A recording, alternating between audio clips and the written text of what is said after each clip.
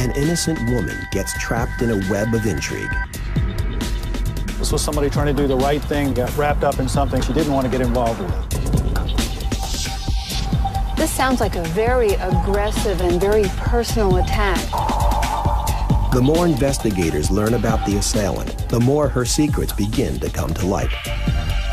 This looks like a fight to the death.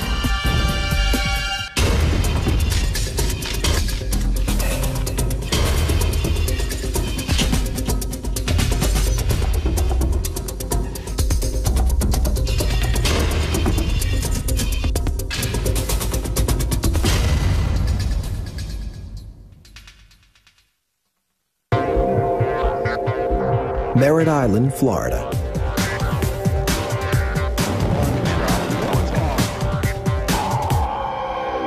It's a pretty quiet place, but one morning the sheriff's office gets a 911 call.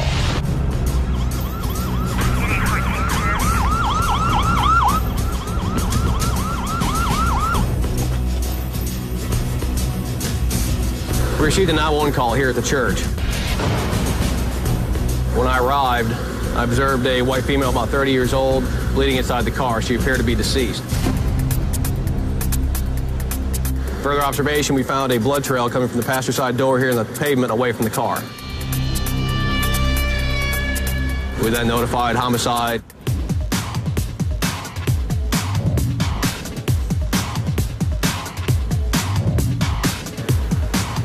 Hey, Bruce. When the investigators arrived at the scene, we soon learned that the victim had been murdered in her car. She'd been stabbed numerous times. There didn't appear to be any forced entry into the vehicle.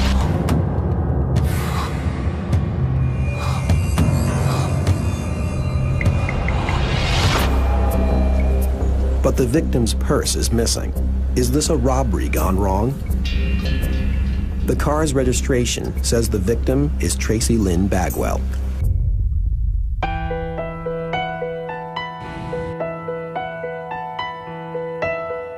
I got a knock at the door, and it was two cops. Easily the toughest thing that I do, without a doubt. It bothers me now just to think about it.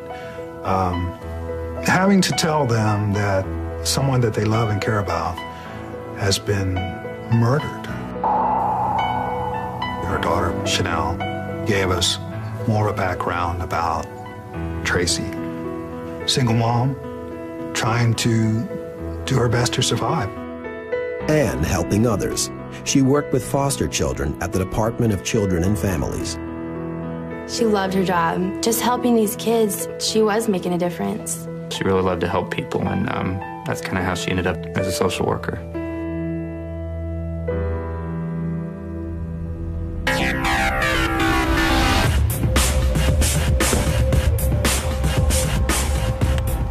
When we arrive on any crime scene, we document it by videotape and photographs. Then we process it.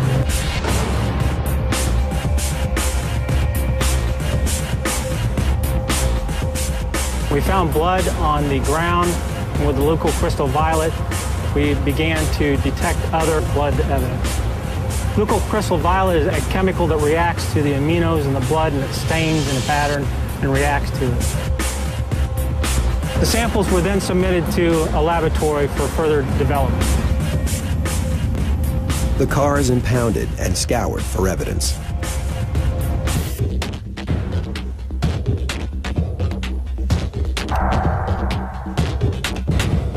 Inside the vehicle, we removed blood stains from the dash, floorboard, steering wheel, and door. Crime scene investigators find something unusual in the car, a Medicaid card. The card didn't belong to Tracy Bagwell. We did a little checking and found out that the card actually belonged to a teenager that was assigned to Tracy Bagwell in the foster care program with the Department of Children and Families. At that point, we didn't have any reason to believe that this teenager was involved in her death.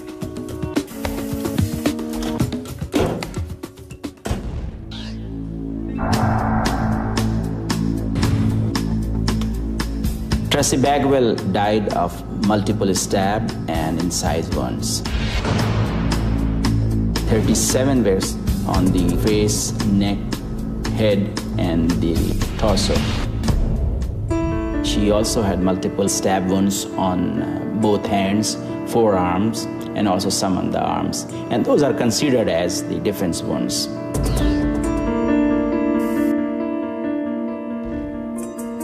The blood is sent to the lab to create a DNA profile and to see if it all belongs to the victim.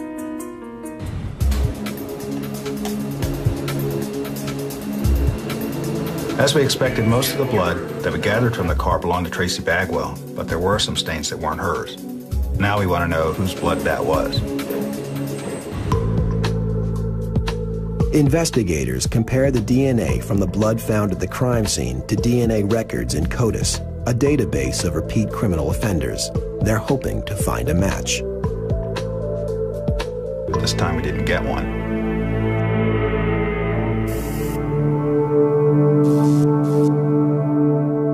The Bagwell family came down to the station and we had a chance to talk with Chanel about the night her mom died. Chanel told us that her mom had been paged the night that she was killed.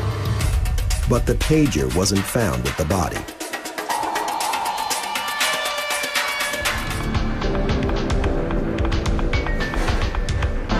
That wasn't an unusual thing for Tracy to have been called out as a result of her work with the foster care children. We looked up Tracy Bagwell's cell phone and pager records and noticed that she'd received 3 calls the night before from a payphone at a local convenience store.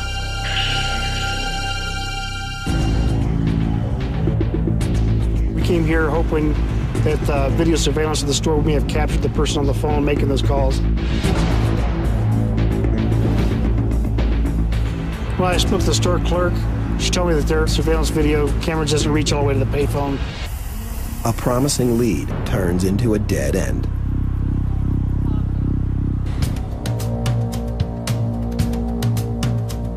One of the drawbacks of doing these kinds of crimes, you don't have anybody to tell you what happened. We decided to call a criminal profiler in to get some insight on the case. In every homicide investigation, we look at the way the crime was carried out to develop a profile. And an empty car seat gives Dale her first clue. When I first saw the crime scene photos, my first thought was that this was probably not a robbery, and it was likely that Tracy Bagwell was killed by somebody she knew. Everything about this attack seems so aggressive and so personal. I wanted to go to the crime scene to see if there was something else I could learn.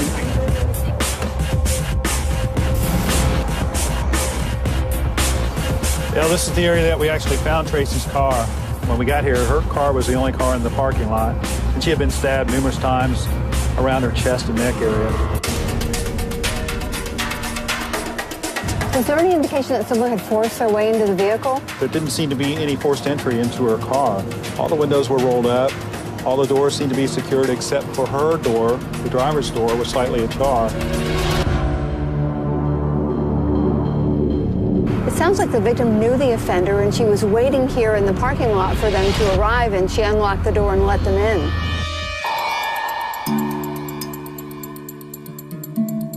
There seemed to be some sort of fight that occurred within the vehicle. With this obvious void pattern on the passenger seat, it appears that the offender was sitting on this seat when the stab wounds were inflicted.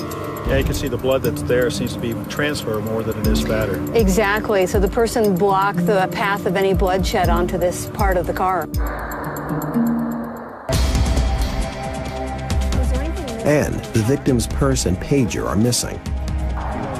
Has any of Tracy's property been recovered? No, not yet. We're really interested in the pager. We're wondering why the pager is missing. If we overlooked it somehow, or if somebody took it for a particular reason, we don't know. We tried calling it several times, but so far, no response yet. Nothing yet. What evidence was discovered in the vehicle? You know, Dale, the most important evidence in the vehicle is probably the blood. We did swab the blood and send it off to the lab. And the DNA that we got back actually came back from 2 different sources. We know we have Tracy Bagwell's source, and then we have an unknown source also found within the car. It's not that unusual for an offender to sustain injuries during such a violent attack. That kind of violence is usually associated with men, but Dale thinks this might be an exception. Based on everything that we know about Tracy as a person and everything that we're seeing in this crime scene, even though it's statistically unlikely, it's kind of sounding like Tracy may have been attacked by a woman. We were able to assess her level of risk. The victim had a potentially dangerous job. She was a single mother who was responsible for her child, and she was paged the night that she was murdered. So whoever killed her had to have her pager number to lure her to this location. So it needed to be either someone that she worked with or a distressed mother who paged her and tricked her into coming to the church parking lot. Police go to the Department of Children and Families, or DCF, to see what they can learn about Tracy Bagwell. We interviewed everyone in that office, including the secretarial support staff. Tracy was very well liked by the people that she worked with. They were horrified. The DCF records show that no one from the agency called Tracy out that night. So whoever was calling her was setting her up.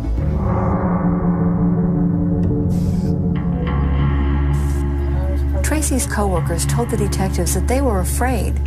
Working in a job where you remove children from unfit parents can be very emotional and potentially dangerous. They thought that maybe DCF workers were now being targeted, and this was the start of a continuous thing, that there were going to be other DCF workers that were going to potentially be harmed.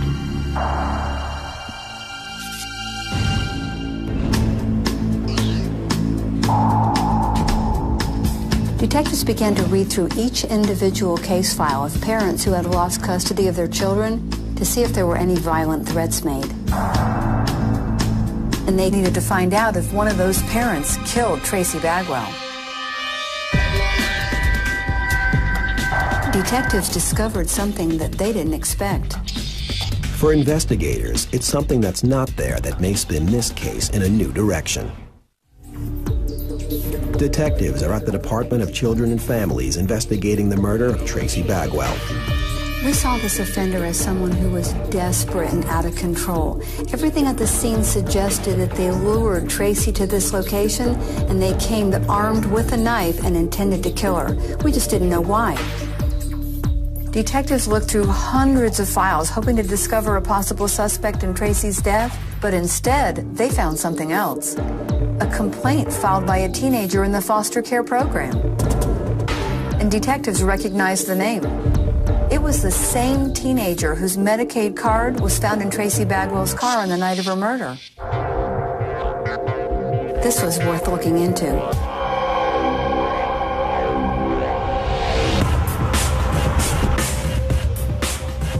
The teenager whose name was on the Medicaid card did make a complaint about missing goods while Tracy was on vacation. Each foster child has an account they can use to purchase necessities. The foster care workers had access to this money. Things were supposed to be purchased for him that he had asked for, and he had not received his own clothing, was the primary complaint. He had also asked for, I believe, a computer and a guitar. The complaint was received by a DCF supervisor named Candace Fiore. Once Candy received the complaint, she told her supervisors that she had taken care of it and everything was okay. But things were not okay. When we looked through this case, things just didn't seem to add up. There were thousands of dollars of purchase requests made for this teenager, but he never got any of these items. The interesting thing was that we found that the signatures on the purchase request were of Tracy Bagwell.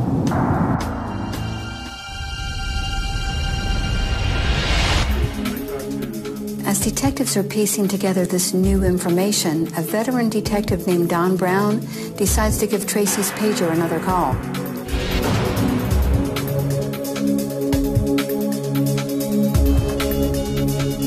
Within 2 or 3 minutes, my phone rang.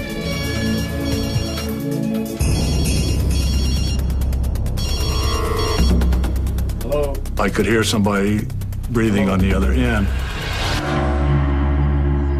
and then the person hung up. When detectives looked up the number, a familiar name showed up. The call was traced back to Candy Fiore. Candace Fiore was the supervisor who claimed to take care of the foster teenager's complaint, and she was the last person in this community that anyone would think of as a murderer.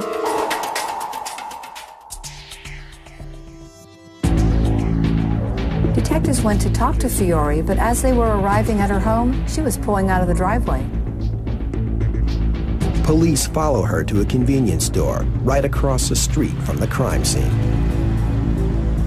Her statement was that she was there to purchase cigarettes. It's not unusual for perpetrators to return to the crime scene in hopes of gaining any information on the direction the investigation is taking.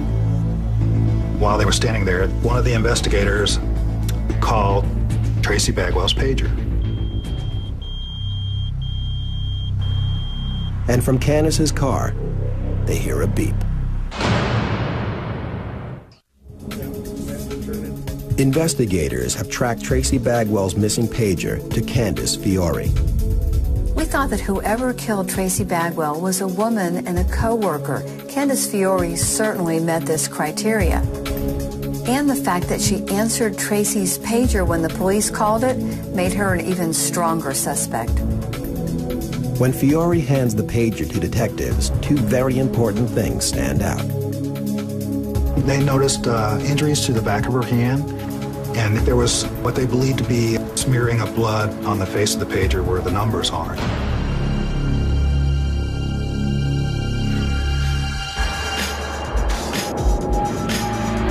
When detectives brought Fiore in, they told her they found blood on the pager.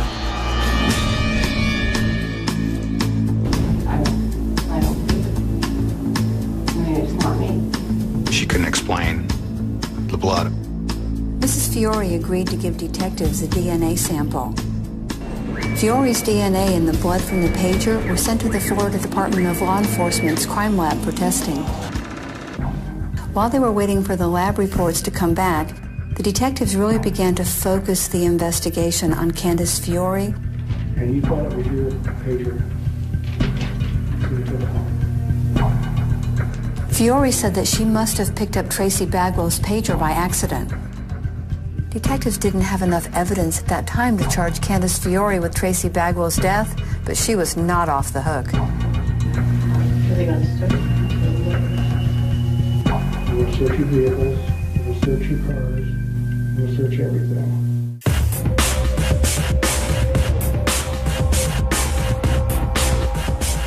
When detectives searched Fiore's home, they found a pair of tennis shoes with blood on them.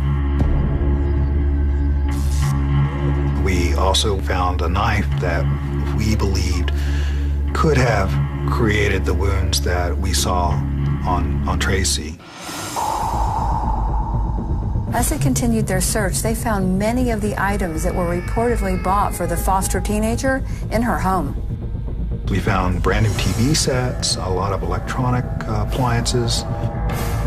But when investigators open the trunk of Fiore's car, they find the clincher, the case file for the teenager whose Medicaid card was in Tracy Bagwell's car, and several templates with Tracy Bagwell's signature. She was forging the signature of Tracy Bagwell. We realized she's skimming money from DCF and from these children. The motive for this crime was becoming clear. Candace Fiore was trying to cover up an elaborate embezzlement scheme, and she was about to get caught. She paged Tracy and asked her to meet her in the church parking lot. Then Candace got into the car with her and killed her. When the analysis of the pager came in, the detectives learned that there was blood in the pager from both Candace Fiore and Tracy Bagwell. Police prepare to arrest Candace Fiore, but before they can, they get jarring news. Candace Fiore is dead.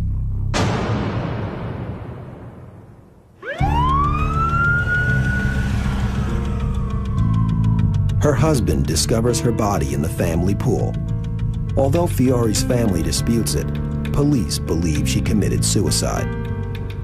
The detectives determined that Fiore embezzled nearly $150,000 from the very children she was supposed to be helping. This case was such a tragedy for everyone involved, but Tracy's family has created a loving memorial for her. We started a foundation for girls that are in the foster care. It's called the Tracy Bagwell Hope Foundation. Tracy Bagwell was an innocent pawn in another woman's secret life.